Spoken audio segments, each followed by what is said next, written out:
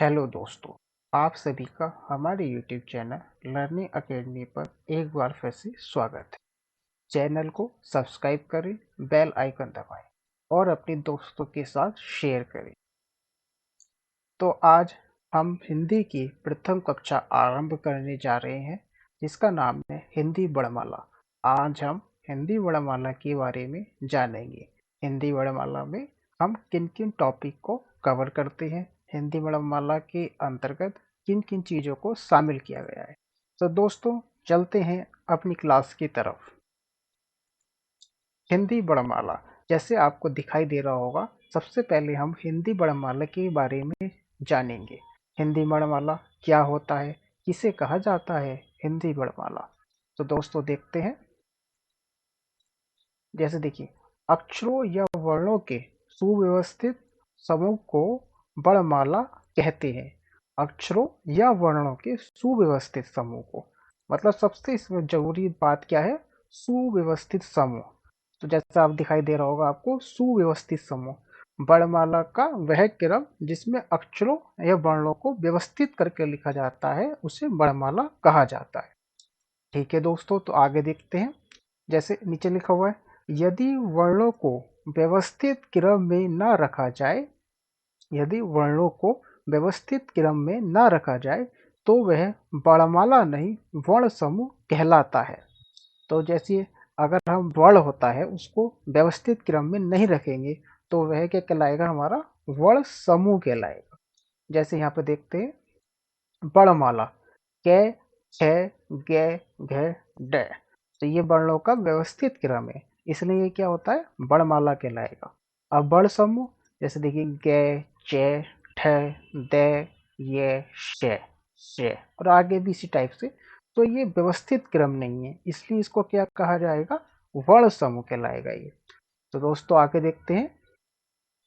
भाषा की वह सबसे छोटी ध्वनि जिसके टुकड़े नहीं किए जा सकते, वर्ण कहलाती है। तो वर्ण किसे कहा जाता है, जिसके टुकड़े नहीं किए जा सकते, तो वो क्या कहलाता है, वर्ण कहलाता है। अब देखते हैं आगे। वर्ण के मुख्यतः दो भेद हैं। वर्ण के मुख्यतः दो भेद हैं, स्वर और व्यंजन। तो यहाँ पे हमें पता चला वर्ण के कितने भेद हैं, दो भेद हैं। कौन कौन से, स्वर और व्यंजन। इसी प्रकार से वर्ण या ध्वनि भाषा की सबसे छोटी इकाई है। क्या कहने का मतलब है इसका, वर्ण या ध्वनि भाषा की सबसे छोटी इकाई है। आगे देखते हैं। जैसे ऊपर लिखा है, मौखिक भाषा की सबसे छोटी इकाई। मौखिक, मौखिक किसे बोलते हैं हम, जो हम मुख से बोलते हैं अपने, वो क्या है, ध्वनि है। कौन सी, भाषा। भाषा क्या है, मौखिक भाषा की सबसे छोटी ध्वनि। इकाई ध्वनि है। ध्वनि के लिखित रूप को, जब हम ध्वनि को मुख से बोलते हैं और उसे हम लिख लेते हैं तो उसे क्या कहा जाता है, वर्ण कहते हैं उसे। जैसे ए, आ, ई, ई। इस प्रकार से आगे ये सब क्या है, हमारा लिखित रूप है ध्वनि का। अब जानते हैं हम अक्षर क्या होता है। जैसा आपको दिखाई दे रहा होगा, जिसका क्षर ना हो उसे क्या कहा जाता है, अक्षर। जिसका मतलब क्षर ना होने का मतलब क्या है, जिसका विखंडन ना हो उसे क्या कहा जाता है, अक्षर कहा जाता है।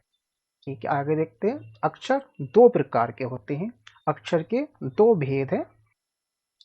वधा अक्षर वे अक्षर जिनकी अंतिम ध्वनि हलंत के साथ होती है। मतलब अंतिम ध्वनि का मतलब अंतिम ध्वनि, अंतिम जो हमारी मुख से ध्वनि निकलेगी वो किस होनी चाहिए, हलंत के साथ होनी चाहिए। उसे क्या कहा जाता है, वधा अक्षर कहते हैं। जैसे नमा, आपा, माना आदि। ठीक है, क्योंकि यहाँ पर देखिए आप, हलंत से खत्म हो रहा है शब्द, इसलिए क्या है, ये वधा अक्षर के अंतर आएंगे। नंबर दो, मुक्ताक्षर वे अक्षर जिनकी अंतिम ध्वनि स्वर के साथ होती है। जिनकी अंतिम ध्वनि स्वर स्वर के साथ, उन्हें मुक्ताक्षर कहते हैं। जैसे ने, का, ओ, पा, टा। यहाँ पे क्या है, अंतिम ध्वनि स्वर है सब में। जैसे आ का डंडा लगा है, यहाँ पर ए लगा है, यहाँ पे ओ लगा है, यहाँ पे नी लगा है, तो इसलिए क्या है, ये मुक्ताक्षर। आगे चलते हैं दोस्तों। देखिए, हिंदी भाषा की लिपि देवनागरी है। हिंदी भाषा की लिपि क्या है? देवनागरी, जो हमारे भारतीय संविधान द्वारा पारित है। देवनागरी लिपि का उद्भव, देवनागरी लिपि का जो विकास हुआ है, उद्भव हुआ है, वो किस लिपि से हुआ है? ब्राह्मी लिपि से हुआ है। तो यहाँ पे जान सकते हो देवनागरी हमारी लिपि है जिसका उद्भव ब्राह्मी लिपि से हुआ है। अब आगे चलते हैं। हिंदी वर्णमाला में कुल 52 वर्ण हैं। हिंदी वर्णमाला में कुल कितने शब्द हैं? 52 वर्ण हैं हमारे। इसमें स्वर 11 है और व्यंजन 41 हैं। इसमें स्वर 11 और व्यंजन 41 हैं। तो आपको उम्मीद करते हैं समझ में आया होगा। दोस्तों आगे चलते हैं। अब जानते हैं, हम कल जानेंगे आज हम स्वर के बारे में। ठीक है, जैसा आपको दिखाई दे रहा होगा, स्वर के बारे में हम जानेंगे। स्वर कौन कौन से होते हैं, कितने प्रकार के होते हैं, उनको सबको हम जानने का प्रयास करेंगे। सबसे पहले देखिए, ह्रस्व स्वर, लघु स्वर, मूल स्वर। इन ये एक ही टाइप के मतलब नाम है, स्वर के भेदों में बांटा गया है। इसका ह्रस्व स्वर कहा जाता है, लघु स्वर, मूल स्वर। परीक्षाओं में बार बार इस टाइप से क्वेश्चन को पूछा जाता है कि आपसे पूछ लेगा वो ह्रस्व स्वर कितने होते हैं, या इसमें से ह्रस्व स्वर दे देगा कोई सा, उसमें से पूछ लेगा इनमें से कौन सा ह्रस्व स्वर नहीं है। इसी प्रकार से लघु स्वर भी दे सकता है आपको नाम उसका, और मूल स्वर भी नाम दे सकता है। तो इस कहने का मतलब ये है कि इन तीनों का एक ही नाम है, जिसके जो कौन कौन से है? ए, ई, उ, ऋषि। ये कितने होते हैं? 4। ध्यान रखिए, ये कितने होते हैं? 4। इसी प्रकार से इधर दीर्घ स्वर और गुरु स्वर। यहाँ पे क्या बोला जाता है? दीर्घ स्वर और गुरु स्वर, ये एक ही नाम है स्वर के दूसरे भेद के। जैसे आ, ई, उ, ए, ऐ, औ, औ। ये क्या है? हमारे दीर्घ स्वर, जो कितने होते हैं? 7 होते हैं। ठीक है, तो अभी आगे चलते हैं। अभी देखिए, दीर्घ स्वर में भी उसके भी 2 भेद हैं, जिसमें मूल दीर्घ स्वर होते हैं और संयुक्त स्वर होते हैं। मूल दीर्घ स्वर कौन कौन से हैं? आ, ई, उ। ये कितने होते हैं? 3। क्योंकि परीक्षाओं में आजकल देखा जा रहा है कि हमसे मूल दीर्घ स्वर पूछ लेता है, वो संयुक्त स्वर की संख्या पूछ लेता है, संयुक्त स्वर कौन कौन से होते हैं। इसलिए हमने इसको यहाँ पर इसका वर्णन किया है।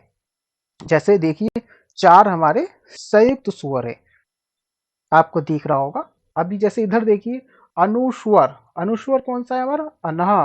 विसर्ग कौन सा है? अंगहा। ये क्या कहा जाता है? इनको अयोग्य वर्ण भी कहा जाता है। इन्हें क्या कहा जाता है? अयोग्य वर्ण कहा जाता है। तो ये स्वर का बेसिक परिचय है कि हमारा स्वर को हमारे कितने भागों में किस किस प्रकार से बांटा गया है। अब हम स्वर के बारे में आगे और जानने का अधिक प्रयास करेंगे। तो चलते हैं अपनी आगे। देखिए, अब यहाँ पे जानते हैं स्वर किसे कहा जाता है, स्वर क्या होता है, उसको बारे में हम जानने का प्रयास करेंगे।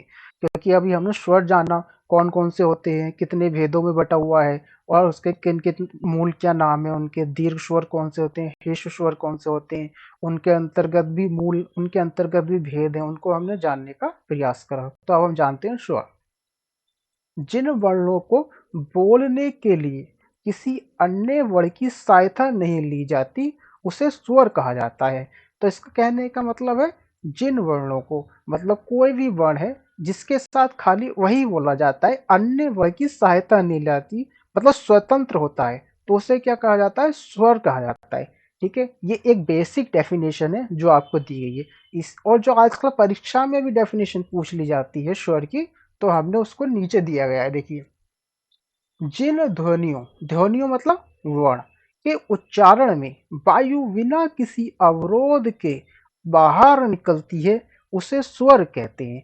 मतलब ध्वनि, ध्वनि क्या है? वर्ण।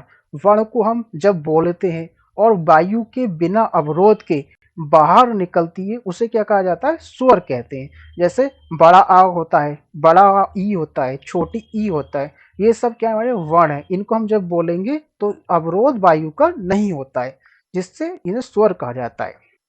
अब देखिए, अभी हमने कुछ इंपॉर्टेंट इसके पॉइंट दिए हैं आपको, जिसे हमने हेडिंग दे दिया है स्वर विशेष।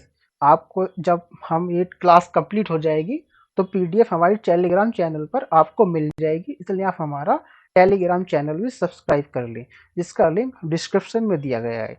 वहाँ से आप इसको एक बार 2 बार रिवाइज करेंगे तो आपको इसके बारे में और ज़्यादा क्लियरिटी मिलेगी कि होता क्या है, किस टाइप से बटा हुआ है। तो आप उसको एक बार अवश्य पढ़िए।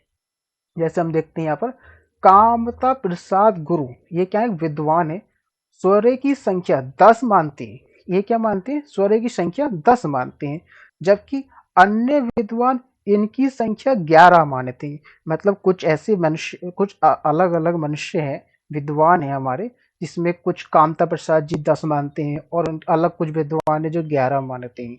तो अभी इसमें मतभेद है। आगे जानने का हम प्रयास करते हैं। परंपरागत रूप से स्वरों की संख्या 13 है। परंपरागत मतलब 13 किस प्रकार से होती है, अभी हमने पढ़ा 11 स्वर होते हैं ऊपर, ठीक है। तो सबसे ऊपर हमने पढ़ा था 11 स्वर होते हैं, पर यहाँ पे हमारा क्या है, परंपरागत रूप से स्वरों की संख्या 13 होती है। जैसे अन्हा और अंगा को भी शामिल करने पर, अगर आपके साथ प्रश्न आता है परीक्षा में कि परंपरागत रूप से स्वरों की संख्या कितनी होती है, तो आपका उत्तर क्या होगा, 13 होगा, ना कि 11। तो आप ध्यान रखिए, जिसमें अंगा और अनहा को भी शामिल करने पर 13 होता है। अब देखते हैं आगे। उच्चारण की दृष्टि से स्वरों की संख्या 10 होती है। उच्चारण मतलब हम जब बोलते हैं, जिसमें क्या है, ऋषि को शामिल नहीं किया जाता। इसमें विद्वानों में मतभेद है, क्योंकि ऋषि स्वर और व्यंजन दोनों के योग से बना है। जैसे दिख रहा होगा आपका, रे में हलंत लगता है और छोटी ई के साथ ऋषि बनता है, इसे री बोलते हैं हम। तो आपको समझ में आया होगा कि स्वरों में भी काफ़ी सारे प्रश्न बनते हैं। तो आप इस स्लाइड को अवश्य देखें और पीडीएफ से हमारे इसको द्वारा देखें, जिससे आपको क्लियरिटी मिले और ज़्यादा। आगे देखते हैं, लेखन मतलब हम जब लिखते हैं स्वरों की संख्या, तो 11 मतलब 11 हो जाती है, जिसमें ऋषि को शामिल किया गया है। ठीक है, तो अब दोस्तों आगे चलते हैं और जानते हैं आगे स्वरों के भेद। मतलब स्वरों के भेद, अभी हमने क्या जाना, स्वरों की संख्या जाना पहले, फिर हमने स्वरों के बारे में जाना, मूल स्वर कौन से होते हैं, दीर्घ स्वर कौन से होते हैं, फिर दीर्घ स्वर में संयुक्त स्वर कौन से होते हैं और मूल दीर्घ स्वर कौन से हैं, अयोगवा क्या होता है उसको जाना हमने। फिर हमने क्या जाना, अभी स्वरों के विशेष थोड़े पॉइंट जाने, जिसमें कुछ विद्वानों में मतभेद है। परंपरागत रूप से स्वर कितने होते हैं, स्वर क्या है उसको जाना। अब हमारे क्या आता है, स्वरों के भेद। अब हम स्वरों के भेद के बारे में जानेंगे।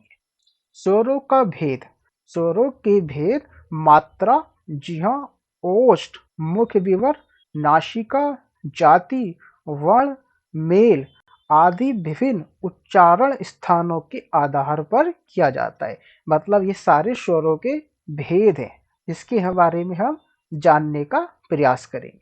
तो चलते हैं, सबसे पहले हम देखते हैं उच्चारण समय या मात्रा के आधार पर। मतलब पहला हमारा पार्ट है स्वरों के भेद के अंतर्गत उच्चारण समय या मात्रा के आधार पर। तो इसको जानते हैं हम, क्या होता है ये मात्रा। स्वरों के निश्चित चिन्ह होते हैं।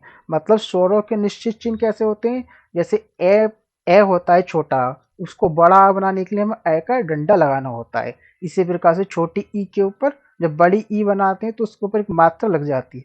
तो क्या है कि निश्चित चिन्ह होते हैं उनके, हर स्वर का एक अलग चिन्ह होता है। मतलब जो भी स्वर वर्ड है उसका अलग अलग चिन्ह होता है।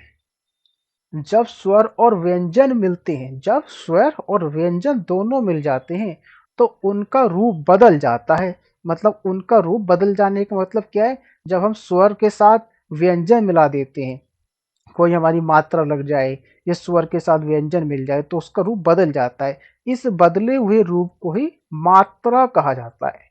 तो ये क्या कहलाता है, मात्रा कहा जाता है। आपने मात्रा के बारे में जाना यहाँ पर। अब देखते हैं हम आगे। मात्रा के आधार पर हिंदी में स्वर के दो दो भेद तथा संस्कृत में 3 भेद होते हैं। मतलब कहने का मतलब, मात्रा के आधार पर हिंदी में कितने भेद हैं, 2 भेद हैं, और संस्कृत में हमारे 3 भेद हैं।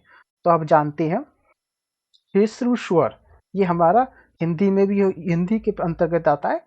जिनके उच्चारण में सबसे कम समय लगता है उन्हें ह्रस्व स्वर कहा जाता है। इनकी संख्या 4 है। मतलब ह्रस्व स्वर कितने हैं, हमारे 4 हैं। ए ई उ ऋषि, ये हमारे क्या है, ह्रस्व स्वर है। अब हम जानते हैं दीर्घ स्वर के बारे में। जिनके उच्चारण में ह्रस्व स्वर की अपेक्षा दुगना समय लगे, उन्हें क्या कहा जाता है, दीर्घ स्वर कहते हैं। कहने का मतलब है कि ह्रस्व स्वर में सबसे कम समय लगता था जिसको बोलने के लिए, अब यहाँ पे दुगना समय लगेगा। किससे? ह्रस्व स्वर से। तो उन्हें क्या कहा जाएगा? दीर्घ स्वर कहा जाएगा। इनकी संख्या 7 है। ये कितने होते हैं हमारे? 7 होते हैं। आजकल परीक्षाओं में संख्या भी पूछ लेता है, तो हमें याद रखना है ह्रस्व स्वर 4 हैं और दीर्घ स्वर 7 हैं। ये देखिए कौन कौन से होते हैं। जैसे हमें कम समय लग रहा था तो ह्रस्व हो रहा था, अधिक समय लगेगा तो दीर्घ होगा। जैसे वहां पे ए पढ़ते हैं तो यहाँ पे आ पढ़ते हैं, वहां पे ई पढ़ते हैं यहाँ पे ई पढ़ते हैं, क्योंकि आवाज थोड़ी बढ़ जाती है, लंबी आवाज के साथ बोला जाता है, इसलिए क्या होते हैं? ये दीर्घ स्वर होते हैं। ठीक है, तो आपने ह्रस्व स्वर को जाना, दीर्घ स्वर को जाना। ये किसके अंतर्गत आते हैं? उच्चारण समय या मात्रा के आधार पर। अब आगे चलते हैं दोस्तों और आगे देखते हैं और भेदों को इसके। अभी देखिए दीर्घ स्वर, ह्रस्व स्वर, अभी ये आ गया स्वरों का उच्चारण स्थान। क्योंकि हम उच्चारण स्थान पढ़ लें आधार पर और मात्रा के आधार पर पढ़ लें, तो अभी हम स्वरों का यहाँ पर उच्चारण स्थान भी जान लेते हैं साथ ही।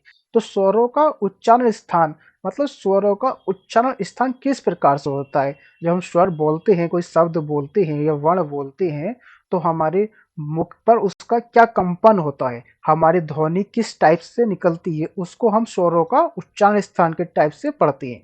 तो अभी जान लेते हैं। यहाँ पर सबसे ऊपर है कंठे। ये सबसे ऊपर है कंठे। कंठे मतलब ए आ। जब हम कंठे से बोलते हैं तो उसके अंदर कितने शब्द आते हैं हमारे? ए और आ। तो अब इसको हम याद रखेंगे, कंठे से 2 शब्द आते हैं जिसमें ए और आ। तालव्य, उसके बाद क्या आता है? तालव्य। तालव्य के अंदर ई। तो याद रखेंगे हम। ठीक है, अब आगे चलते हैं। इसी प्रकार से मूर्धन्य।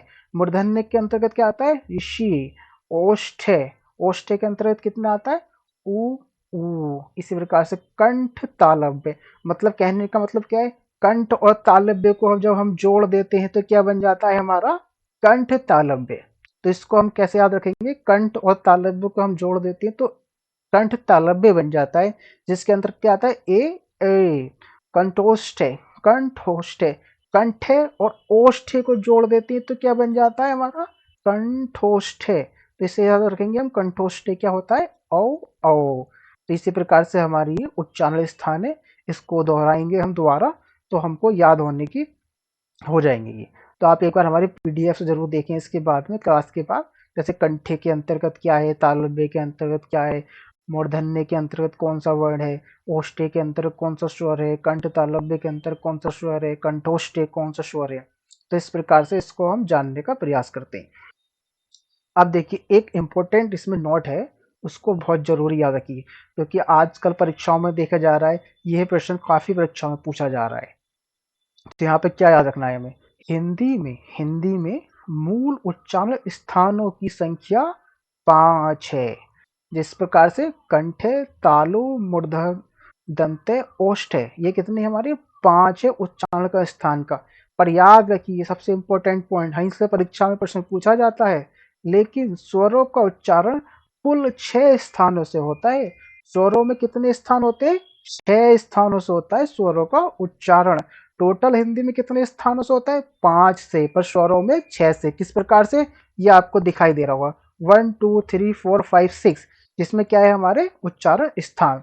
तो ठीक है, ये हो गया हमारा स्वरों का उच्चारण स्थान। अब हम आगे चलते हैं। अब देखिए हमने पढ़ लिया था अभी ह्रस्व स्वर और दीर्घ स्वर। अब हम क्या पढ़ेंगे? जैसे इन प्लूत स्वर। प्लूत स्वर जो होता है वो संस्कृत में होता है, ना कि हिंदी में, क्योंकि हमने हिंदी का पढ़ लिया था। हिंदी में तो कितने होते हैं? 2 प्रकार के, पर संस्कृत में 3 प्रकार के होते हैं। यहाँ पे तीसरा प्रकार ये है। तो ह्रस्व स्वर से दीर्घ में दुना और प्लूत में तिगुना समय लगता है। कहने का मतलब क्या है? ह्रस्व से दीर्घ में दुगना समय लग रहा था, और दीर्घ से भी तिगुना समय किसमें लगता है? प्लूत स्वर में। जैसे क्या होता है? ओम। हम किसी को ओम बोलते हैं तो ओम में क्या लग रहा है हमारा? तिगुना समय लग रहा है। जैसे हम किसी को आवाज देते हैं तो वहां पे भी हमारा तिगुना समय लगता है, क्योंकि आवाज हम खींच कर अपनी आवाज को बोलते हैं। जैसे हम किसी को बुलाना है तो हम क्या बोलेंगे? राम। तो यहाँ पे क्या होता है? प्लूत स्वर, तिगुना समय लगा। तो आप जान गए होंगे यहाँ पर दीर्घ स्वर किसे कहते हैं और ह्रस्व स्वर किसे कहते हैं और प्लुत स्वर किसे कहते हैं। तो दोस्तों आगे चलते हैं। दूसरा प्रकार है स्वर के भेदों में जीहा प्रयत्न के आधार पर। जीहा मतलब जीव के प्रयत्न के आधार पर हमारे स्वरों के कितने भेद है उसे हम जानने का प्रयास करेंगे। ये कितने प्रकार के होते हैं? 3 भेद हैं इनके भी। हम इसको जानेंगे वन बाई वन कर कर। तो सबसे पहले क्या है हमारा अग्र स्वर। अग्र माने आगे, ठीक है। तो जिन स्वरों के उच्चारण में जीव का अगला भाग ऊपर उठता है, मतलब हम जब उच्चारण करते हैं उस शब्द का, उस वर्ण का, तो जीव का अगला भाग मतलब ऊपर का हिस्सा क्या होता है? ऊपर उठ जाता है। उसी के कहा जाता है अग्र स्वर कहते हैं। ये कितने होते हैं हमारे? 4 होते हैं। आपको दिखाई दे रहे होंगे ई ए ए। जब हम बोलेंगे तो आप प्रैक्टिस करिए। जब आप प्रैक्टिस करेंगे अपने मुख से बोलने का प्रयत्न करेंगे तो आपको महसूस होगा कि हमारा जीभ का ऊपरी भाग जब इन शब्दों को बोलते हैं तो ऊपर की तरफ उठ जाता है। तो आपको यहाँ से याद रहेगा, प्रैक्टिस करिए आप इसकी। मध्य स्वर, हमारा मध्य स्वर है दूसरा पार्ट। जीभ के मध्य भाग के संयोग से इसका उच्चारण होता है। कहने का मतलब है जीभ के मध्य भाग, जीभ का जो मध्य का भाग है, मिडिल का पार्ट है, उसके संयोग से इसका उच्चारण होता है। तो इसे कौन सा है? छोटा ए। ये मध्य स्वर के अंतर्गत आता है। अब जानते हैं पश्च स्वर, ये तीसरा भाग है इसका। जिन स्वरों के उच्चारण में जीभ का पिछला भाग सामान्य स्थिति से उठता है, मतलब सामान्य स्थिति से उठता है। क्या कहने का मतलब क्या है? सामान्य मतलब ना ज्यादा उठेगा ना कम उठेगा, एक समान उठेगा। तो उसे क्या कहा जाता है? पश्च स्वर कहा जाता है, जिसके अंतर्गत ये हमारे स्वर आते हैं। देखिए यहाँ पर आपको दिखाई दे रहा होगा, ये सारे पश्च स्वर के एग्जाम्पल है। तो हमने जान लिया जीव के प्रयत्न के आधार पर कितने प्रकार के होते हैं? 3 भेद होते हैं, अग्र स्वर, मध्य स्वर, पश्च स्वर। तो आप इसको यहाँ पर देख लीजिए, अग्र स्वर कौन से होते हैं, मध्य स्वर कौन सा है, पश्च स्वर कौन से होते हैं। यहाँ पर तीनों का हमें पता चल रहा है। जहाँ भी किसी अग्र स्वर आएगा, मध्य स्वर आएगा या पश्च स्वर आएगा, तो वहाँ पर पता चलता है हमें जीव का प्रयोग किया जाता है। तो इसको यहाँ पे जीव प्रयत्न के आधार पर भी बोला जाता है। तो दोस्तों अब आगे चलते हैं और इसका अगला तीसरा भाग देखते हैं। ओष्ठाकृति के आधार पर। ओष्ठाकृति का मतलब ओष्ठ, ओष्ठ के आधार पर हमारे कितने प्रकार के होते हैं, ठीक है। ओष्ठ माने क्या होता है? हमारा होठ। होठ का यहाँ पे होठ का महत्वपूर्ण है। यहाँ पर होठ हमारे लिए इंपॉर्टेंट है, इसलिए यहाँ पर होठ के आकार पर, होठों के आधार पर कितने प्रकार के होते हैं उसको हम देखते हैं। इसके भी 3 प्रकार हैं, वृत्ताकार, आवर्तकार, उदासीन। तो पहला हम जान लेते हैं वृत्ताकार। जिनके उच्चारण में होठों की आकृति, मतलब होठ जिसमें हम शब्द बोलते हैं उसके में होठों की आकृति वृत्ताकार हो जाती है, मतलब गोलाकार हो जाती है, वे वृत्ताकार या वृत्तमुखी कहलाते हैं। वृत्तमुखी कहलाते हैं मतलब यहाँ पर पूछ सकता है आपके क्वेश्चन, आपको जैसे पता हो वृत्ताकार हो जाती है और आपको शब्द नहीं पता हो व्रतमुखी, तो आप यहाँ पर कंफ्यूज हो जाएंगे। इसलिए इसे बोलते हैं वृत्ताकार या व्रतमुखी। जैसे कि उनको से ऊ ओ, ये क्या है? हमारे वृत्ताकार स्वर है। तो हम जब इसको प्रैक्टिस करेंगे, अपने मुख से बोलने का प्रयास करेंगे, तो हमें इसके बारे में और ज्यादा समझ आएगा। तो आप जरूर अपने मुख से बोलिए इन शब्दों को। आवर्तकार, जिनके उच्चारण में होठों की आकृति आवर्तकार हो जाती है, वे आवर्तकार या आवर्तमुखी कहलाते हैं। ये कितने होते हैं? ये 5 हैं हमारे। इसको यहाँ पर देख सकते हैं आप, आ ई ए ओ। तो ठीक है, इसको हम इस समय से समझ सकते हैं। अब यहाँ पे देखते हैं उदासीन। उदासीन मतलब कोई भी वो नहीं हो रहा है, हमें कंपन नहीं हो रहा, उदासीन बिल्कुल। होठ उदासीन है, कोई मतलब नहीं हमारा उदासीन होठों से। तो वो कौन सा होता है? छोटा ए में हमारा कोई बिल्कुल उदासीन है, न्यूट्रल है बिल्कुल। तो आप उदासीन से याद रखिए छोटा ए। अब नंबर 4 पार्ट है इसका, उच्चारण स्थान के आधार पर। उच्चारण स्थान के आधार पर स्वरों के बारे में हम जानने का प्रयास करते हैं। जैसे देखिए नंबर 1, निर्नुनासिक स्वर। निर्नुनासिक स्वर, जिन स्वरों के उच्चारण में हवा केवल मुंह से निकलती है उन्हें मौखिक या निरुनासिक स्वर कहा जाता है। ये देखिए कितने होते हैं? ये 2 4 5 6 7 8 9 10 11, ये सारे हमारे स्वर क्या है? निरुनासिक स्वर हैं, जिसमें क्या हो रहा है? उच्चारण हम जब किसी वर्ण का कर रहे हैं तो हवा हमारे केवल मुंह से निकल रही है, तो इसे हम क्या बोलते हैं, निरुनासिक स्वर। दोस्तों अब आगे चलते हैं और देखते हैं आगे हमारा क्या है। नंबर 2 क्या है, अनुनासिक स्वर। अनु मतलब पीछे, अनुनासिक स्वर जिन स्वरों का उच्चारण नाक और मुंह दोनों से होता है, मतलब जिसका उच्चारण हम करेंगे वर्ड का, उसमें नाक का भी प्रयोग किया जाएगा और मुंह का भी प्रयोग होगा, तो उसे क्या कहा जाता है, अनुनासिक स्वर कहा जाता है। इसका संकेत क्या होता है, इसका संकेत चंद्र बिंदु होता है।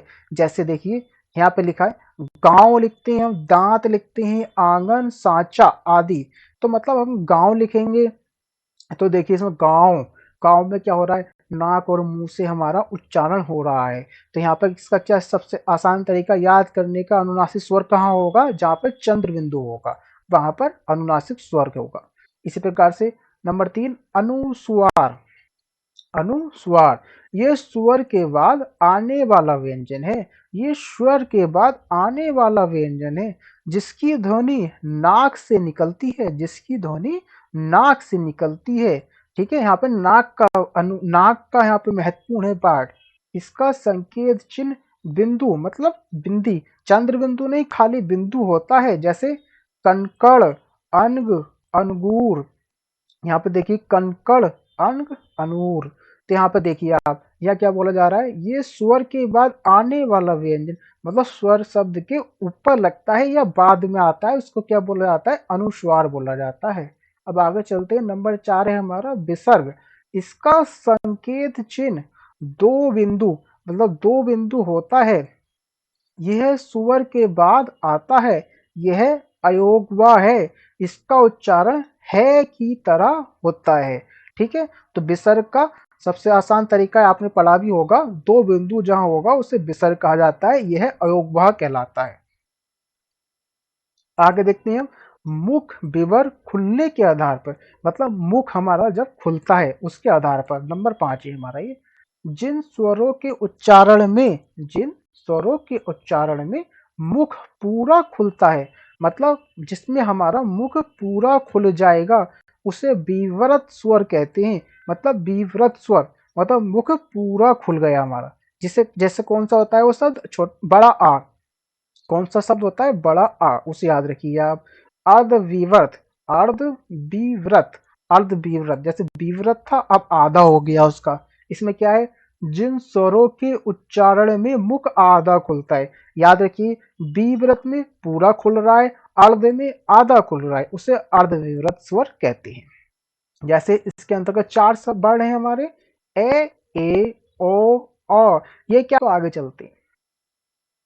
देखिए नंबर 3 संवृत स्वर, वे स्वर जिनके उच्चारण में, जिनके उच्चारण में मुंह बहुत कम खुलता है, मतलब विव्रत में क्या हो रहा था, पूरा खुल रहा था, अर्ध विव्रत में आधा खुल रहा था। इसमें क्या है, बहुत कम, मतलब बहुत ही कम मात्रा में खुल रहा है, खुल मतलब खुल रहा है पर बहुत ही कम, अर्थात लगभग बंद रहता है, मतलब एक टाइप से बंद ही रहता है, मतलब हल्का सा कंपन होता है हमारे मुख खुलने का, उसे क्या बोला जाता है, संवृत स्वर कहते हैं। ये भी हमारे 4 हैं, जैसे आप यहाँ पे देख सकते हैं, ये हमारे 4 संवृत स्वर हैं। ऐसी अर्ध संवृत, वे स्वर जिनके उच्चारण में मुख संवृत सुरक्षा, संवृत स्वर, संवृत स्वर, स्वर यहाँ पे मिस हो गया है, की अपेक्षा कम खुलता है, अर्थात आधा बंद रहता है, उसे अर्ध संवृत स्वर कहते हैं। ये हमारे 2 हैं, आप इसको देख सकते हैं यहाँ पर,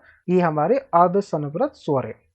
कुछ कहने का मतलब क्या है, उच्चारण मुख संवृत, अभी ऊपर क्या था, कम खुल रहा था, उससे भी कम खुल रहा है, तो वहां पे क्या होता है, अर्ध संवृत, मतलब आधा संवृत स्वर कहलाता है।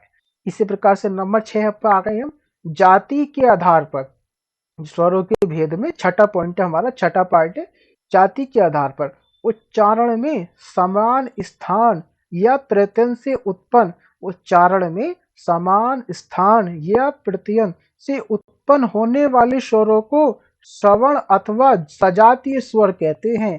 जाति के अंतर्गत मतलब जिसके अंतर्गत श्रवण या सजातीय स्वर कहते हैं, श्रवण अथवा सजातीय स्वर, मतलब सजातीय पता चल गया हमें कौन कौन से होते हैं, छोटा ए, बड़ा ए, छोटी ई, बड़ी ई, ये सारे सजातीय स्वर के अंतर्गत आते हैं चारों शब्द हमारे। इसी प्रकार से इसमें 7वां नंबर है हमारा उत्पत्ति या वर्णों के मेल के आधार पर।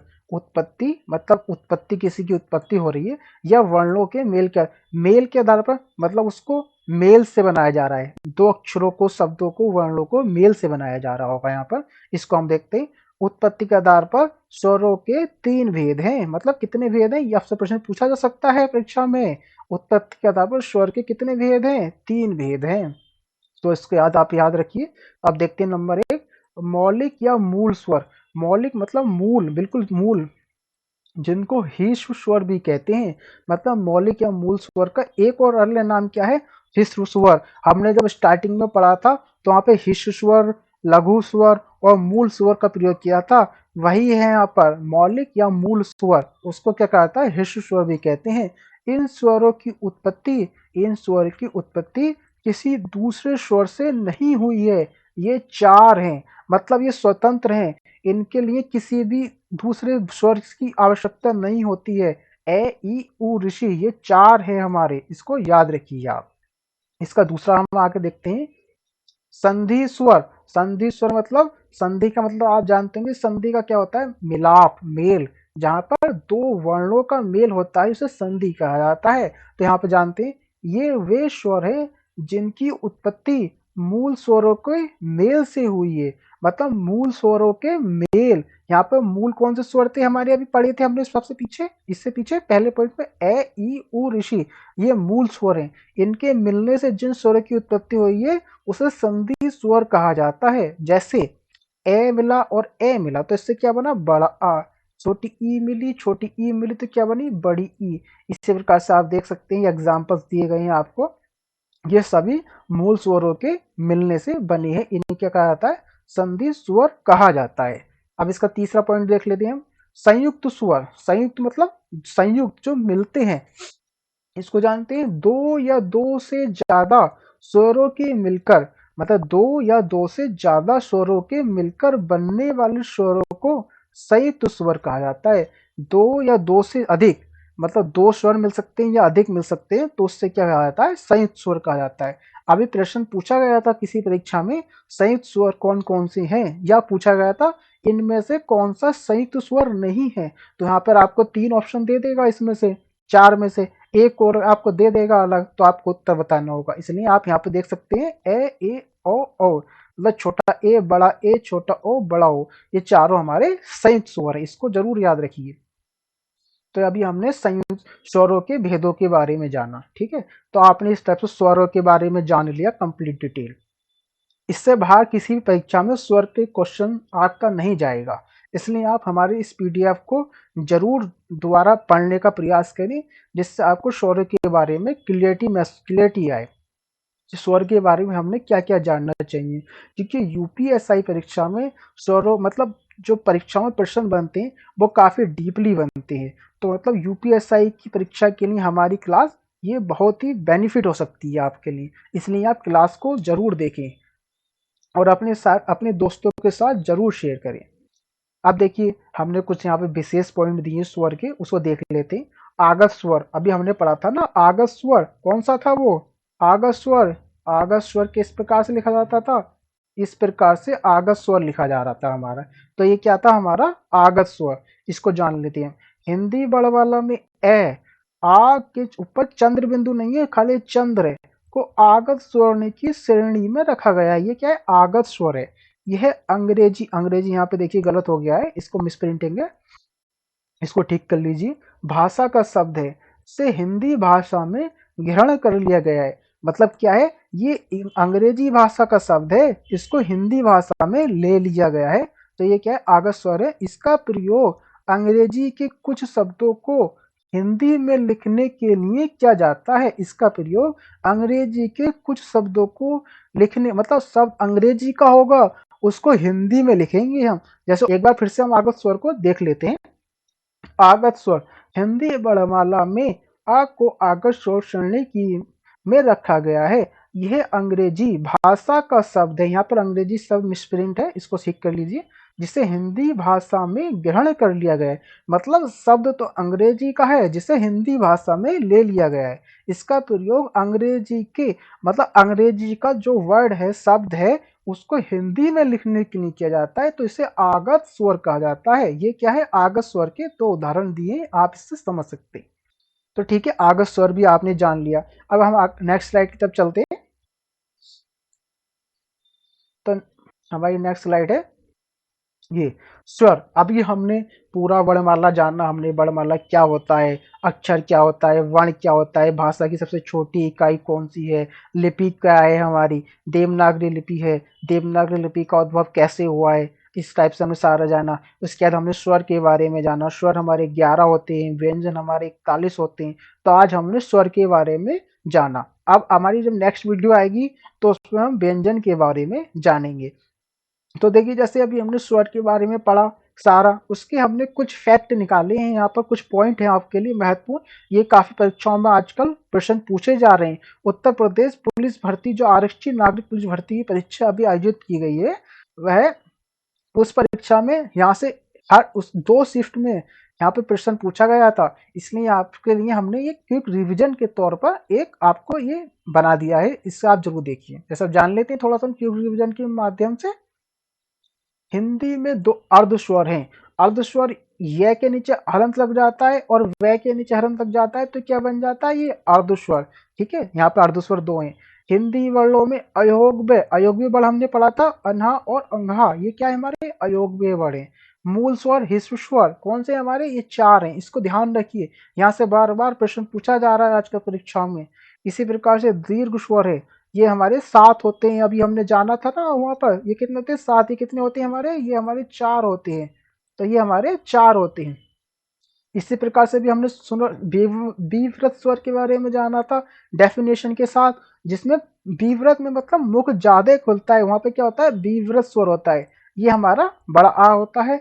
अर्ध विव्रत मतलब विव्रत से कम खुलता है, वहां पर अर्ध विव्रत। ये कितने होते हैं, ये भी हमारे 4 होते हैं। इसको देख लीजिए, अभी हमने पीछे भी पढ़ा था, एक रिविजन के तौर पे आपको दिया गया है। इसको मतलब आपको याद करने में यहाँ से मदद मिलेगी। तो ऐसी प्रकार से संवृत स्वर होता है, इसमें संवृत स्वर में भी 4 होते हैं हमारे। अर्ध संवृत, संवृत से आधा खुलता है, वहां पर संवृत स्वर होता है, ये 2 हैं हमारे।